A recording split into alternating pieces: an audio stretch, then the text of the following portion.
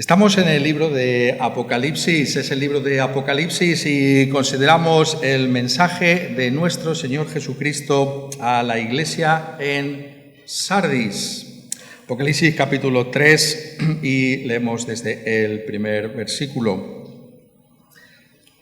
Escribe al ángel de la iglesia en Sardis, el que tiene los 7 espíritus de Dios y las 7 estrellas, dice esto: yo conozco tus obras, que tienes nombre de que vives y estás muerto.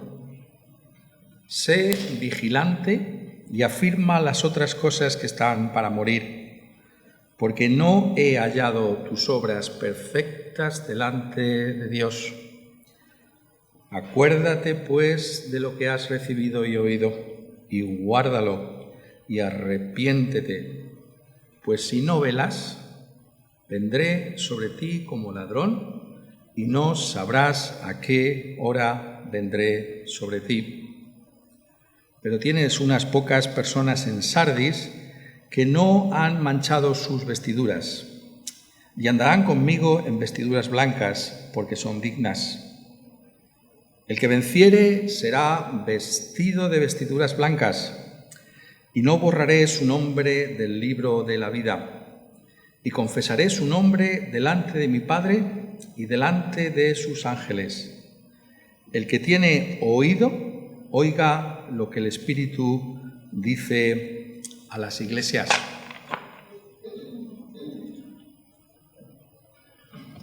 Uno de los acontecimientos menos reconocidos de lo que representó la Reforma protestante del siglo XVI fue que trajo a primera plana, si lo puedo decir así, la persona y la obra del Espíritu Santo de Dios.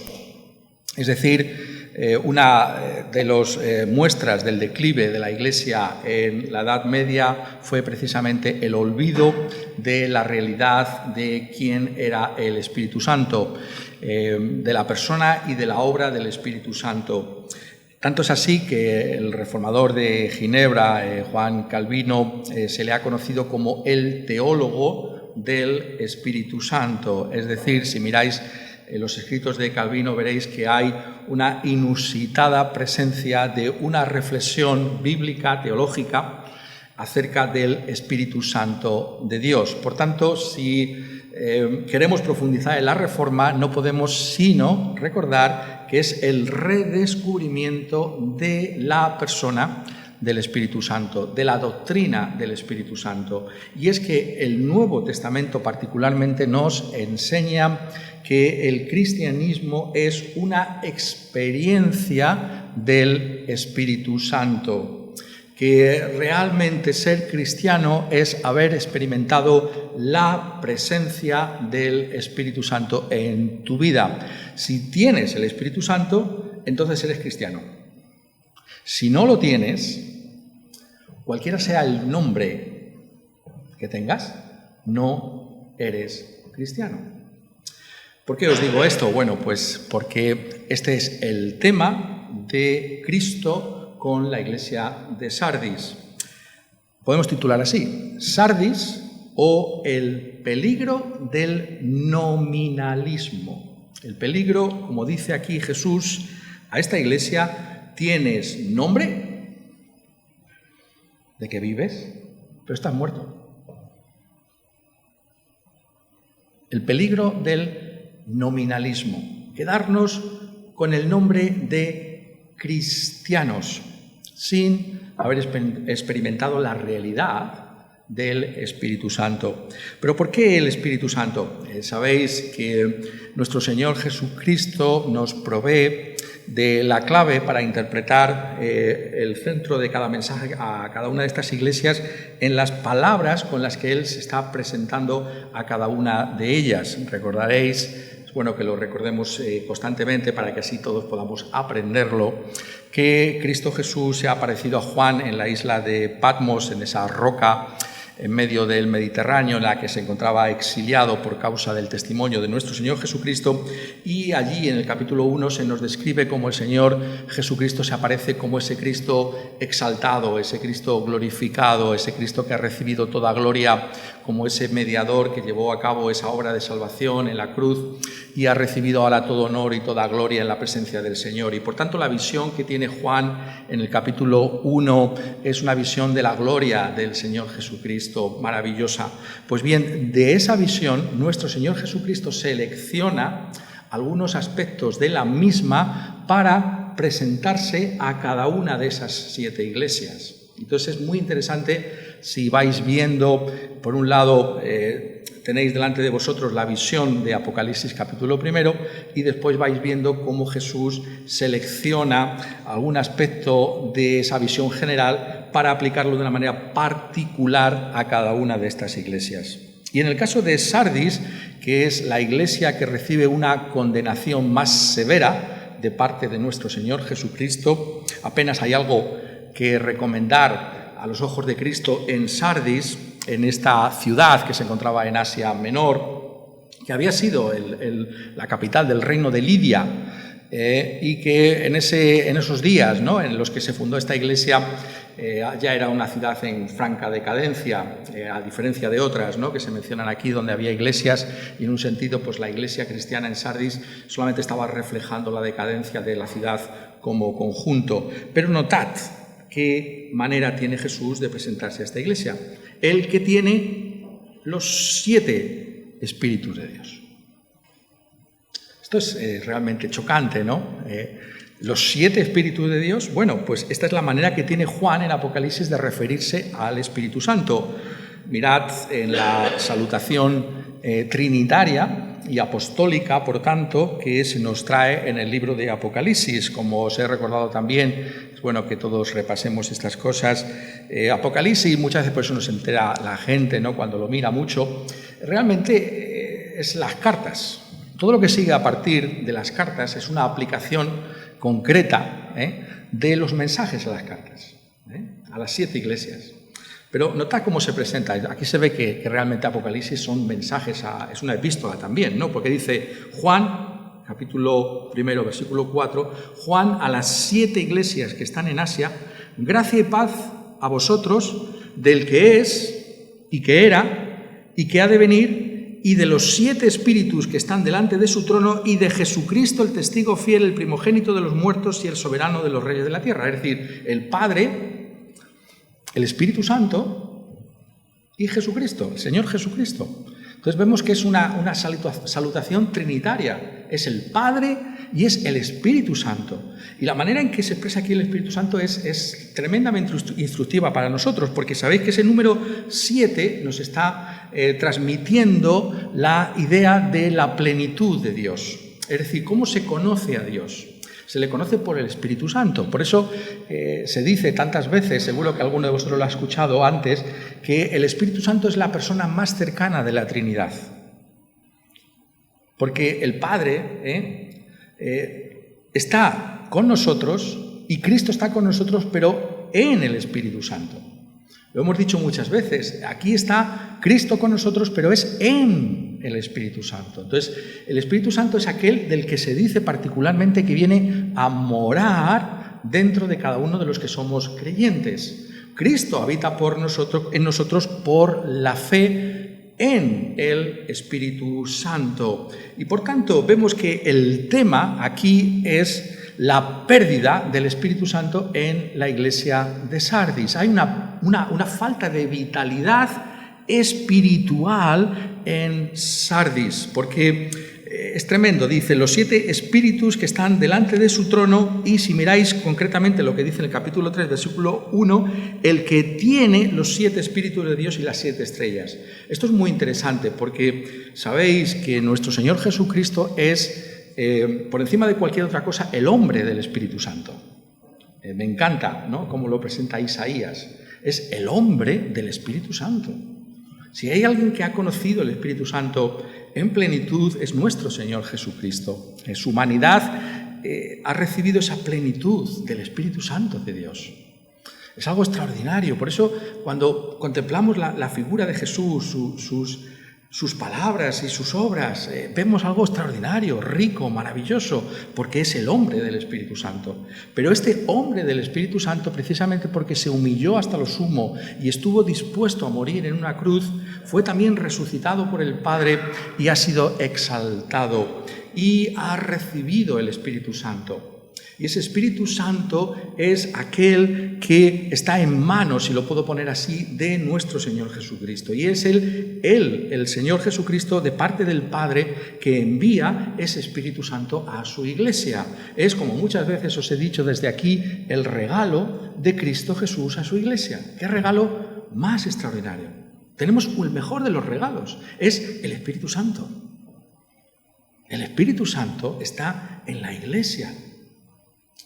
Y por eso las palabras de Cristo no pueden ser más solemnes, porque esta gente en Sardis han sido negligentes y el Espíritu Santo no está activo en medio de esa congregación. Cristo habla aquí de la inexistente vida espiritual de Sardis. Y todo tiene que ver con esa pérdida del Espíritu Santo. Es como si les dijera, lo pongo de otra manera, yo que tengo el Espíritu Santo, ¿dónde está el Espíritu Santo entre vosotros? Es tremendo, es tremendamente solemne. Y entonces lo que Jesús está aquí denunciando es lo que llamamos el nominalismo cristiano. Tienes nombre de que vives, tienes un nombre, te llamas cristiano, pero estás muerto. Yo os pregunto, ¿no vemos esto realmente cumplido de una manera triste en la historia de la Iglesia cristiana? ¿Cuántos y cuántas iglesias se llaman cristianas? Tienen el nombre, pero lo son. Hay una evidencia en esas iglesias de que son cristianas. Y por tanto, el mensaje a Sardis es particularmente relevante cuando lo vemos a la luz de todos estos siglos que han pasado, ¿no? No simplemente una iglesia local entonces que era nominalmente cristiana, sino que es un peligro que ha acechado a la iglesia cristiana a lo largo y a lo ancho de toda su dispensación. Durante todos estos siglos hemos visto una y otra vez cómo iglesias pretenden o han pretendido ser cristianas, pero no ha habido ninguna evidencia del Espíritu Santo en las mismas. Eso es justamente lo que estábamos diciendo. Por eso la Reforma, cuando pensamos en ella, la Reforma protestante del siglo XVI, es algo tan extraordinario, porque es realmente darse cuenta de dónde estaba el problema en la Iglesia medieval. El problema es la ausencia del Espíritu Santo en la vida real y cotidiana de la Iglesia local, de las parroquias, de lo que se llamaba entonces la cristiandad. ¿Dónde está el Espíritu Santo? Y el hecho de que pudieran darse cuenta de eso demuestra que fue un movimiento del Espíritu Santo, un movimiento dinámico de Dios. Porque ahí es donde Jesús está aquí centrando esa realidad. Por eso podemos hablar del nominalismo, pero hay, si me permitís que lo diga así, algunos primos hermanos, ¿no? El cristianismo como un formalismo, una forma, ¿no? O como un ritualismo, simplemente un rito que yo cumplo, cumplimiento, ¿no? ¿Cuántas veces vemos esto a nuestro lado? La gente se cree que ser cristiano es tener una forma, ¿no? Es que o cumplir una serie de ritos, ¿no? Pero esto no es lo que se enseña en el Nuevo Testamento. Esto es lo que Jesús está aquí señalando que es el gran problema. En ese libro tan extraordinario, ¿no? Libro, realmente epístola, que a mí siempre me ha parecido fascinante, ¿no? Segunda Timoteo, precisamente leyéndolo como el último libro que escribió el apóstol Pablo, y en ese sentido, como os he dicho muchas veces también desde aquí, el testamento del apóstol Pablo ya advierte, ¿no? Como profeta que es también el apóstol Pablo, de esta realidad, y mirar cómo la denomina en 2 Timoteo, capítulo 3, versículo 5, que dice que tendrán apariencia de piedad, pero negarán la eficacia de ella. A estos evita. Tendrán apariencia de piedad. ¿Cuántas formas, cuántos rituales cristianos? Pero negarán la eficacia. de ella. Evita a esta gente. Esta gente es un nombre de cristiano, pero hay un poder ahí. Es decir, Pablo está hablando aquí, como el Señor Jesucristo mismo a Sardis, de que hay como una cáscara vacía, ¿no? Esa cáscara decimos, ¡ay, qué habrá dentro! Pero dentro no hay fruto, no hay nada, ¿no? Es una cáscara. Sí, tiene la apariencia de ser algo, pero eso está vacío por dentro. O poneros otro ejemplo, ¿no? que me parece muy, muy interesante porque lo transmite perfectamente.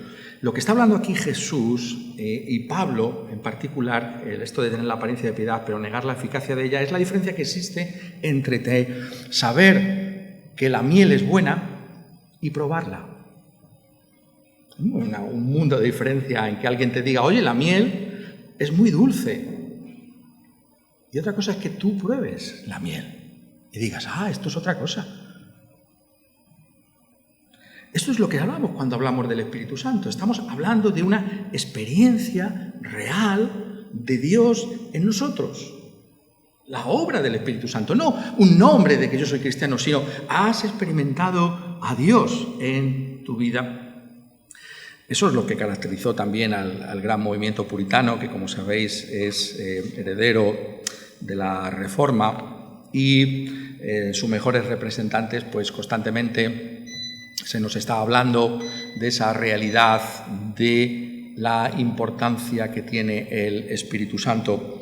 Y me gustaría leeros una frase del príncipe de los puritanos, John Owen, que me parece que es muy relevante para nosotros en este tema. Decía John Owen, debemos hacer un esfuerzo diligente por tener el poder de las verdades que profesamos y por las que luchamos permaneciendo en nuestros corazones.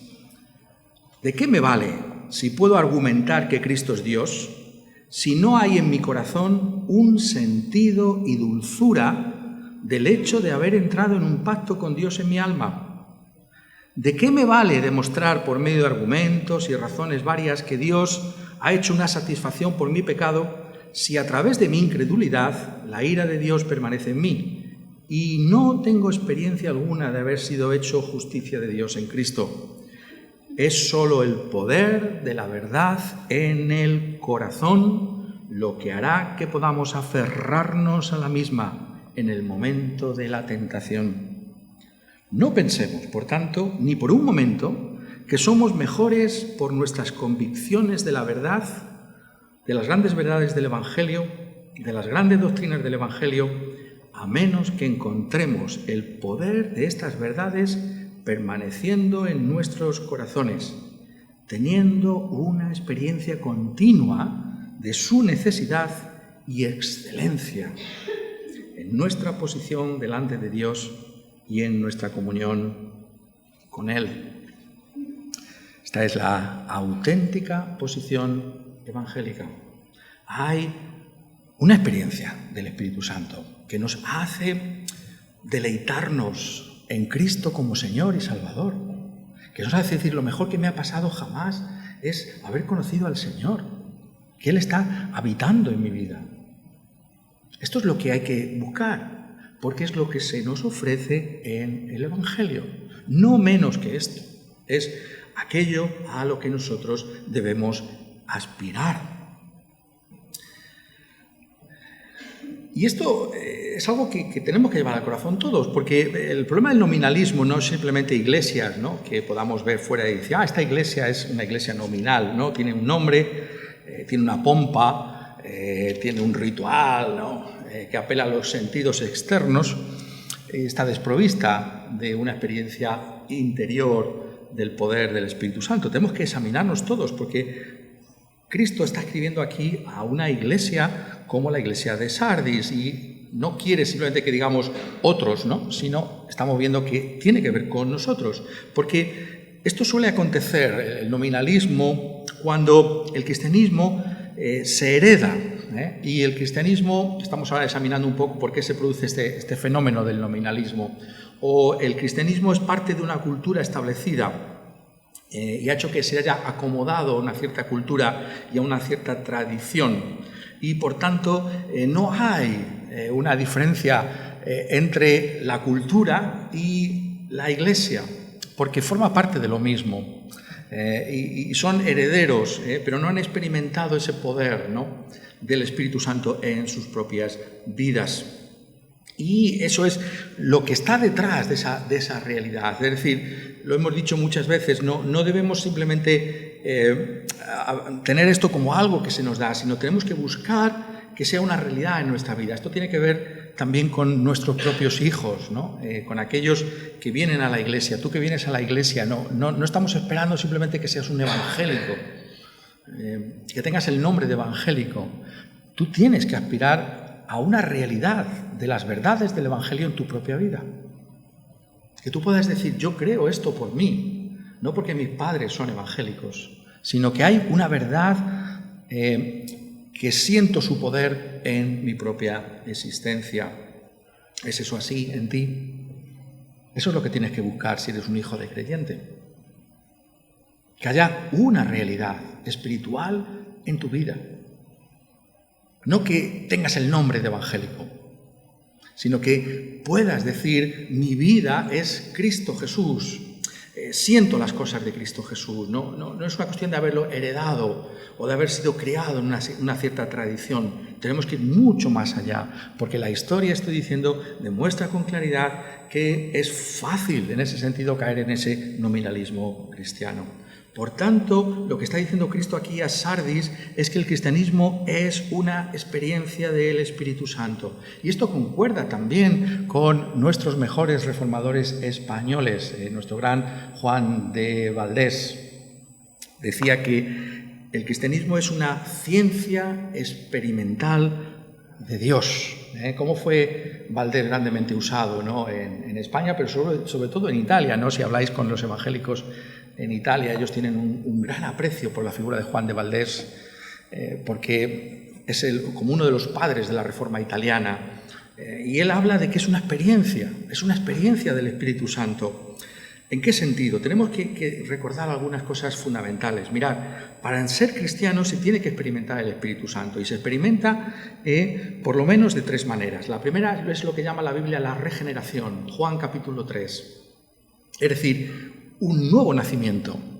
Una persona que conozca a Dios es que ha nacido de nuevo. Todos hemos nacido físicamente en este mundo, pero para ser cristiano tienes que haber experimentado el nuevo nacimiento. Hay una regeneración del Espíritu Santo. ¿Cómo se sabe que la ha experimentado?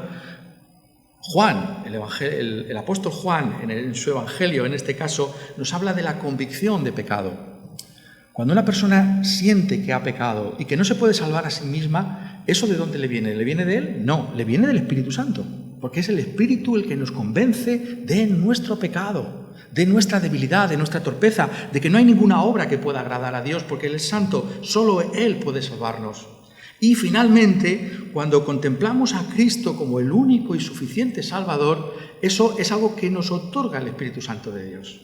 El Espíritu Santo nos da una visión espiritual de Cristo Jesús como un Salvador suficiente y totalmente adecuado para todos tus pecados. ¿Tienes tú esa visión de Cristo? ¿Es Cristo para ti más dulce que la miel? ¿Es el que es el centro de tu vida? Si eso es así, es la obra del Espíritu Santo. Porque Cristo no puede ser apreciado sino por el Espíritu Santo en nosotros.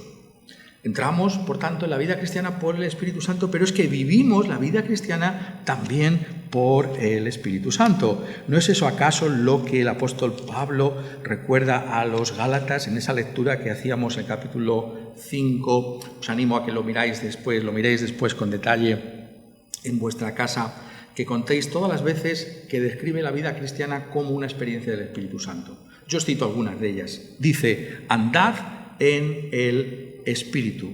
Dice, ser guiados por el Espíritu.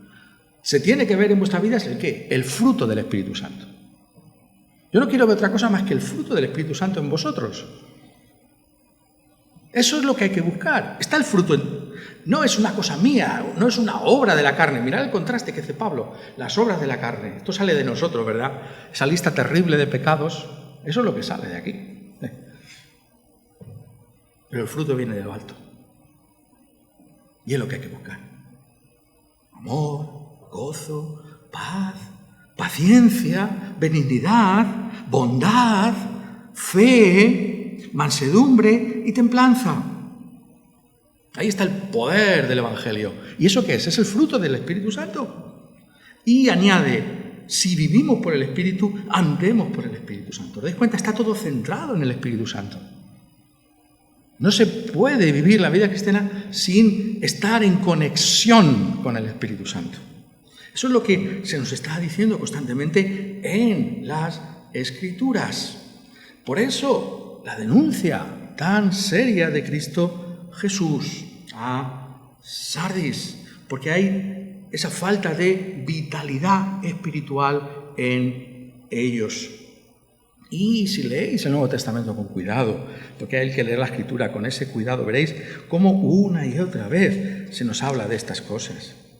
Mirad, segunda de Timoteo, esa epístola que ya he mencionado antes, que es tan interesante, cuando le dice a Timoteo, dice: te aconsejo que avives el fuego del don de Dios que está en ti por la imposición de tus manos. Timoteo, tienes que ser un pastor en Éfeso. Tienes que ser un hombre de Dios. ¿Cómo puede serlo? Es uno como nosotros, flojo, débil. Aviva el don del fuego del Espíritu Santo en tu vida. Hay que mirar arriba. No tenemos que mirarnos tanto a nosotros, hay que mirar, Señor, el fuego de tu Espíritu. Y dice, porque no nos ha dado Dios espíritu de cobardía, sino de poder, de amor y de dominio propio. ¿De dónde vienen esos dones? Vienen del Espíritu Santo. Y es los que hay que buscar. Señor, quiero que mi vida se caracterice por un creciente poder espiritual, por amor y por un dominio de mí mismo. Eso es lo que importa. Eso es lo que necesita un pastor, pero es lo que necesitan todos los cristianos. O el reto, esto es lo que tantas veces se ha olvidado en la historia de la Iglesia cristiana y se olvida hoy en día. Guarda, le dice en el versículo 14, guarda el buen depósito. Está hablando aquí de la doctrina sana. Algunos hablan la sana doctrina. Claro, sí, constantemente lo hemos dicho, es muy importante la sana doctrina. Uno de los mensajes, recordáis, que es la importancia de la doctrina. Los mensajes de Cristo, aquí lo hemos estado viendo en Apocalipsis, el mensaje a Pérgamo, la importancia de la doctrina. Pero fíjate lo que añade aquí Pablo. Dice, guarda el buen depósito por el Espíritu Santo que mora en nosotros. Se trata de experimentar la presencia del Espíritu. Cuando defendemos la fe, la defendemos con acritud, con dureza o con amor por los pecadores. O simplemente en nuestra forma de defender el Evangelio estamos mostrando una actitud que compromete el mismo Evangelio, porque dice aquí, retén la forma de las sanas palabras que de mí oíste. Maravilloso, dirán algunos, la sana doctrina, en la fe y amor que es en Cristo Jesús. ¿Recordáis las palabras de Owen? ¿De qué me vale argumentar si no hay un poder en mi vida que me llena de amor y que me llena de fe y de misericordia y de clemencia para con las personas que están a mi lado? Así es como se defiende la fe. No hay otro camino sino el camino del amor y de la misericordia. Por eso tenemos que leer con cuidado estos textos, ¿no? y ver cómo se nos está constantemente mostrando la importancia del Espíritu Santo. Cuando dice, por poneros un ejemplo más, 2 Corintios capítulo 1, versículo 22, el cual también dice de Dios, nos ha ungido, nos ha sellado y nos ha dado las arras del Espíritu en nuestros corazones. Usa términos distintos para describirnos la riqueza de lo que es el Espíritu Santo en mi vida. Conozco esa realidad del Espíritu así en mi vida, la unción, el sello, las arras, con lo que tiene ese texto para exponerlo, ¿no?, con detalle en otra ocasión. Eso es lo que hay que buscar, conocer más de Dios. Finalmente, y como siempre, ¿cómo evitamos el nominalismo? Aquí encontramos que Jesús nos habla de ello. Tiene que haber algo que puede acontecer dentro de la misma iglesia de Sardis, dentro de esta oscuridad, esta imagen tan tétrica de una iglesia cristiana a los ojos de Cristo mismo. Dice, sin embargo, tienes unas pocas personas en Sardis que no han manchado sus vestiduras y andarán conmigo en vestiduras blancas porque son dignas. Es decir, había un remanente, ¿no? Esto es un concepto muy precioso en la Biblia, el remanente. Lo encontramos constantemente en el Antiguo Testamento también. ¿Recordáis el pueblo de Judá, ¿no? O Elías, ¿no? Solo he quedado yo. Y le dice, no, hay un remanente que ha quedado firme y fiel. Hay un grupo de personas.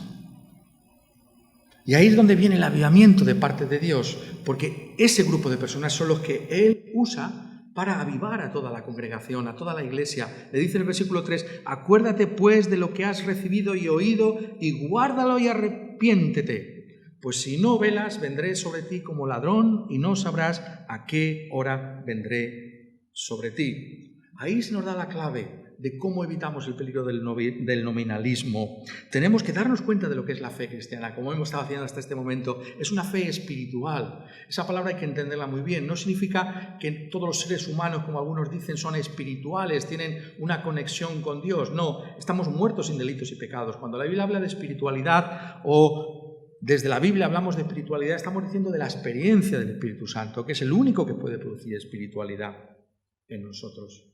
Y esa realidad es aquella que han oído ellos hablar. Se tienen que arrepentir, tienen que volver a aquello que han recibido, que es ese testimonio del Espíritu Santo en Cristo Jesús. Y dice, notadlo bien, pues si no velas. Ahí es donde está la clave de todo, velar. Esa palabra sabéis que aparece una y otra vez en las Escrituras, conectada ¿con qué? Con la oración. Velad para que no entréis en tentación. Velad y orad para que no entréis en tentación.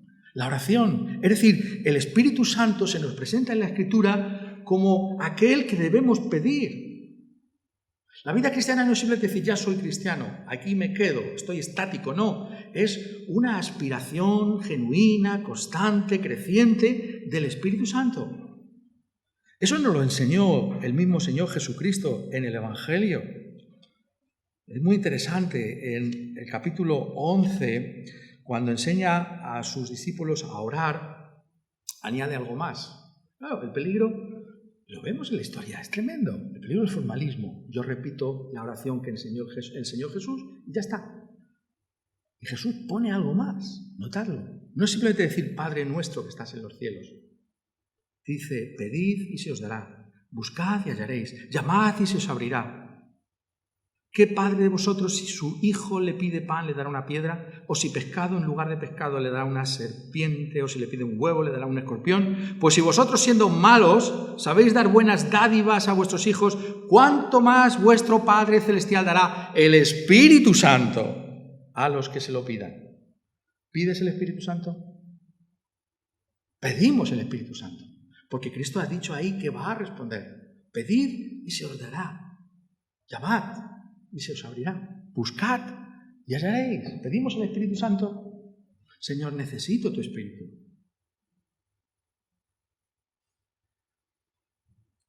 ¿Cómo? Dentro de cómo evitamos ese peligro, ¿cómo pedimos ese Espíritu Santo? Tenemos que ser personas que tengamos expectativas espirituales. Hay que esperar de Dios. No es simplemente una rutina diaria. Es, Señor, dame más de ti. Porque yo sé que el Nuevo Testamento me enseña que puedo recibir más de ti. Eso es lo que llamamos los avivamientos. ¿Qué son los avivamientos? Hay personas que claman a Dios porque esperan más de Dios. No podemos simplemente conformarnos, decir, bueno, estamos bien así. No, queremos más de Dios. Quiero experimentar más de la presencia del Señor. Y sé que eso es así si crezco en fe, amor y esperanza. ¿Quién no necesita experimentar más fe, tener más amor y una esperanza más gloriosa? Tenemos que buscar esto. Queremos que Dios obre en medio nuestro. Pero esto es lo que Pablo también constantemente enseña a las iglesias a pedir. En Efesios, en el capítulo 1, en la primera gran oración que levanta por la iglesia de los Efesios, ¿qué les dice allí en esa oración? Dice, yo, por esta causa, habiendo oído de vuestra fe en el Señor Jesucristo y de vuestro amor para con todos los santos, no ceso de dar gracias por vosotros, haciendo memoria de vosotros en mis oraciones, para que el Dios de nuestro Señor Jesucristo, el Padre de gloria, os dé espíritu de sabiduría y de revelación en el conocimiento de Él, alumbrando los ojos de vuestro entendimiento, para que sepáis cuál es la esperanza que Él os ha llamado. Y sigue. Pero notad lo que yo quiero deciros, que os dé espíritu de sabiduría y de revelación, el conocimiento de Él. Y alguien le podría haber dicho a Pablo, pero Pablo, es que no conoces bien, ni siquiera tú, que eres un apóstol, lo que creemos en las iglesias cristianas, que cuando nos hemos convertido recibimos el Espíritu Santo. ¿Cómo dices que pidamos espíritu al Espíritu Santo si ya lo tengo? No, no te has enterado, le diría el apóstol Pablo. Es que hay que pedir más del Espíritu Santo. ¿Pides el Espíritu Santo? Señor, dame más de ti, porque el Espíritu es el que me comunica la dulzura de Cristo, la excelencia de una vida santa. ¿No es verdad que el verdadero cristiano sabe en lo más profundo de su corazón, cuando vive con amor y con fe, que eso es lo correcto? Y cuando pecamos, sabemos que eso no está bien. ¿De dónde viene eso? Eso es del Espíritu del Señor. Y no queremos más de esto en nuestras vidas.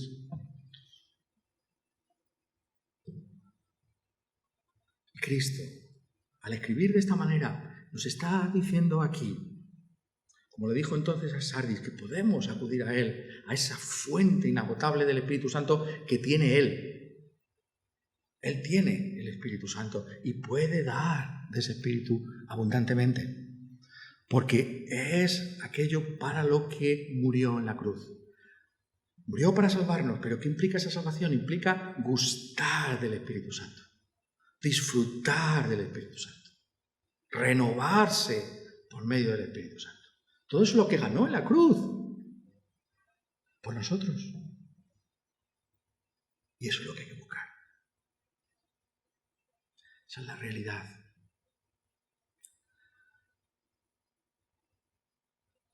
Qué curioso, le dice cómo está todo construido hábilmente por el Señor, como no podía ser de otra manera. El que venciere será vestido de vestiduras blancas. ¿Y qué le dice? Los finales también son distintos a cada iglesia. Y no borraré su nombre del libro de la vida. Todo tiene que ver con el nombre a Sardis. Pero hay un nombre que sí que hay que tener. Hay un nombre maravilloso, que no es el nombre fuera, un rótulo, o que soy, simplemente porque lo digo las palabras. Hay un nombre verdadero. Lo que importa es, dice Jesús, que tu nombre esté escrito en el libro de la vida. Eso es lo que importa. No que esté escrito en el libro de membresía de ninguna iglesia, aunque eso no quiere decir que no sea importante ser miembro de la iglesia, sino está tu nombre escrito en el libro de la vida del Cordero. Eso es lo que te tiene que importar. El nombre importa, pero el nombre en el libro adecuado, en el libro de la vida. ¿Cómo puede estar mi nombre ahí? Bueno, esta es una de las expresiones también favoritas del libro de Apocalipsis. Miradla, si queréis, con curiosidad, ¿no? Si tenéis tiempo en este día del Señor. Miradlo en el libro de Apocalipsis todas las veces que aparece, pero yo os digo una de ellas. Apocalipsis 13:8. Habla de las bestias. No vamos a entrar ahora en ellas, de lo que significan. Y dice, y la adoraron todos los moradores de la tierra cuyos nombres no estaban escritos en el libro de la vida. Hay una promesa maravillosa de que seremos librados. ¿Qué libro de la vida es este? Dice, aquellos que no estaban escritos en el libro de la vida del Cordero que fue inmolado desde el principio del mundo. ¿Cómo puede estar tu nombre allí? Si el Cordero inmolado es tu Cordero inmolado, si tú has acudido a Cristo Jesús y has dicho, Señor, lávame con tu sangre, entonces tu nombre está escrito en el libro de la vida, porque es el libro de la vida del Cordero inmolado. Solo aquellos que han puesto su confianza en ese Cordero inmolado están ahí escritos. Y por eso podemos tener seguridad y gozo y paz, porque nuestra confianza no está en nosotros, está en Cristo, en el Cordero inmolado, aquel que murió por pecadores como nosotros. Y por eso habla Jesús de esa pureza. Esa pureza se puede alcanzar por la sangre que nos ha lavado de todos nuestros pecados, que es la base, y la realidad de la presencia del Espíritu Santo como esa evidencia de nuestra fe en el Cordero inmolado, que también nos limpia de nuestro pecado. El que venciere será vestido de vestiduras blancas. Vestiduras blancas, el símbolo de la pureza del Espíritu Santo, la pureza que reciben del Espíritu Santo aquellos que han sido lavados en la sangre del Cordero. Esa es la promesa. Si vamos a estar vestidos de blanco durante toda la eternidad, si el Espíritu va a estar con nosotros en Cristo por toda la eternidad, ahora tenemos que buscar esa pureza y esa santidad en nuestra vida. Eso es posible en Cristo. Eso es posible clamando al Espíritu de Cristo. Señor, dame más de ti. Quiero más del Espíritu Santo. Quiera Él que esa sea la aspiración de todos y cada uno de nosotros. Amén.